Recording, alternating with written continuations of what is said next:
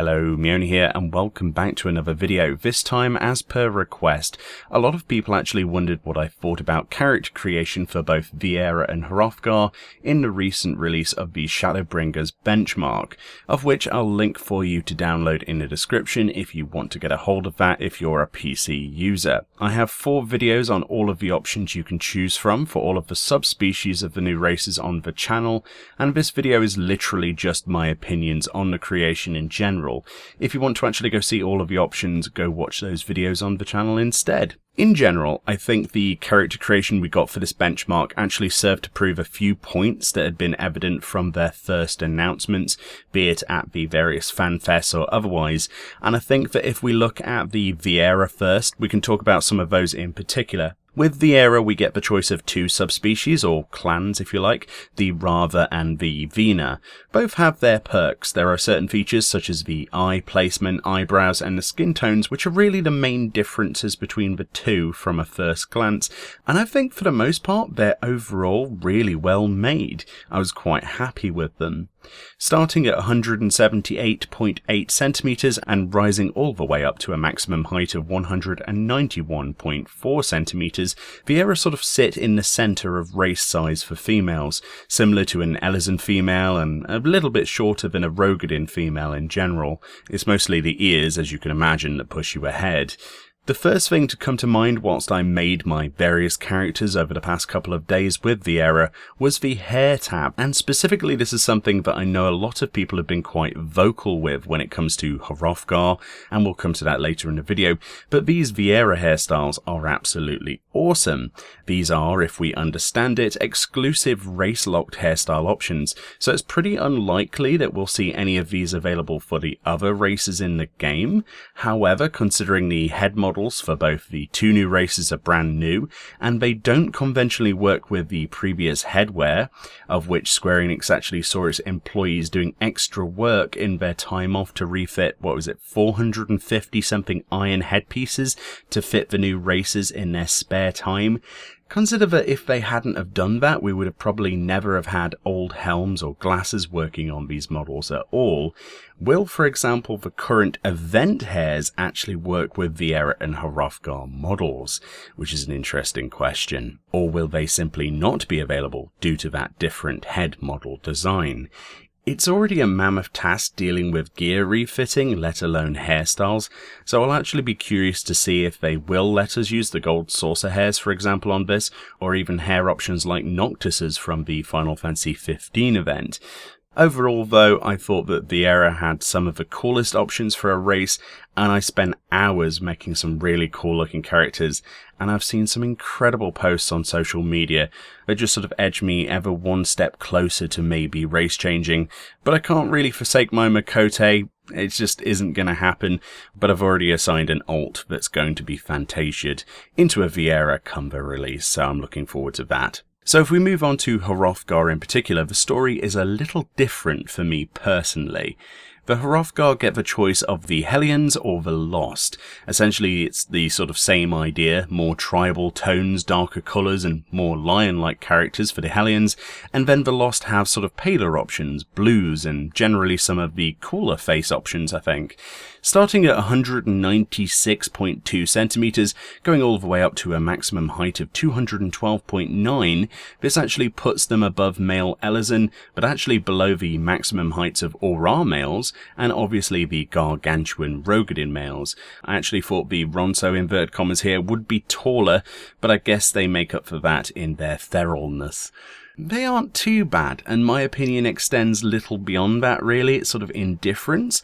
I think the issue that I and some of the others have is that the creation options here feel much more limited than the Viera, which smells a little like this was sort of rushed out a little bit, which I mean is totally a valid thing. I mean, they are short on time, but the example of this I would best use would be the inability to actually select hairstyles. And you might ask, what? What do I mean? Well, Yeah, the previous worry about these new head models and how I actually felt that Viera might not actually have access to other hair options retroactively, like the gold saucer reward hairs, etc., is only made even more concerning when you realise that Hrothgar don't actually have an hair option. You have a face option, which actually changes both your face and character hair at the same time. These hairs you see are actually locked to the faces that you choose, so face option 1's flowing hair cannot be used with, say, Face 5, which has this sort of Kowal type face and whiskers as options. While some of you might see past this, I actually feel that this is quite a big deal in character creation. Customization of your hair is a great part of making your character feel a little more unique. There are already a million Makote females that look exactly like Meoni using the exact same options, but to have some possible difference is nice. And what we have here is a total lack of that customization. Even if I wanted to play a burly catman with claws and a frankly ridiculous set of emotes such as this one,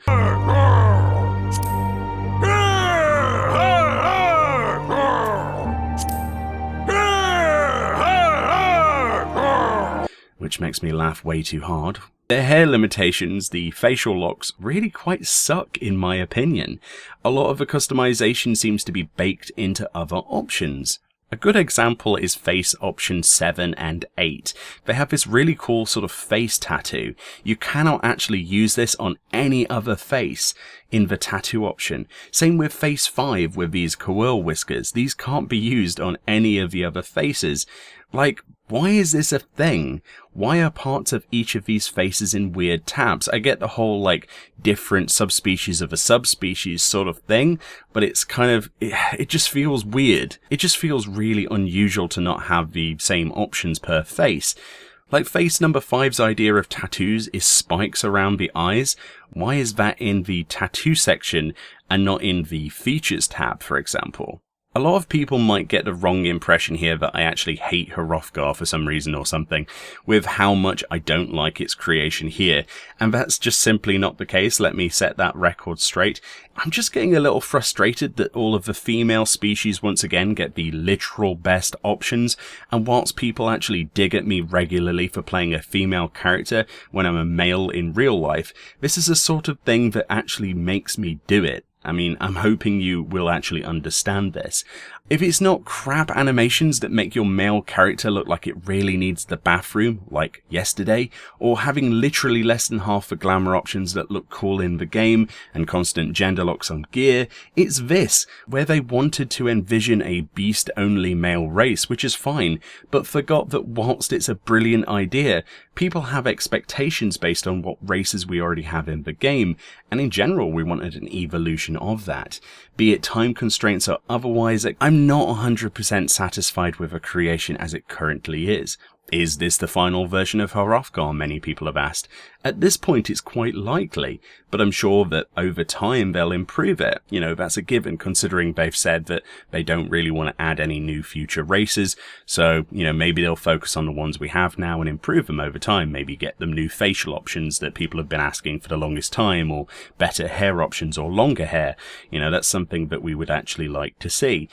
At the real brass tacks, I myself personally would have preferred a male and female Viera to having the asset design split apart like this, but I don't feel the same sort of passion has gone into creating both of these races, and I don't say that lightly. I really think that this time around, and in general I'm a little bit disappointed by them overall. I still think they're cool, it's going to be nice seeing them. I just think that the lack of customization options in comparison might see that we have like a million Kamari lookalikes, and then pretty much everyone else goes for the same sort of design. It's really difficult when you browse through Reddit or some other social media, and everyone's Hrothgar kind of seems the same, but the Viera have such wide varying options that each one I see has this sort of different sort of tone to them, which is really unusual to see. It's like night and day between the two. If Hrothgar were the only race added to this, Or even if it was just Viera, I think that people would be more accepting of this. But as it stands, obviously the community is, in a bit of an interesting situation right now where people are not too happy. And hopefully they improve it over time, because the concept of a beast race is quite cool. I loved them in World of Warcraft, for example, with Tauren and obviously the Worgen.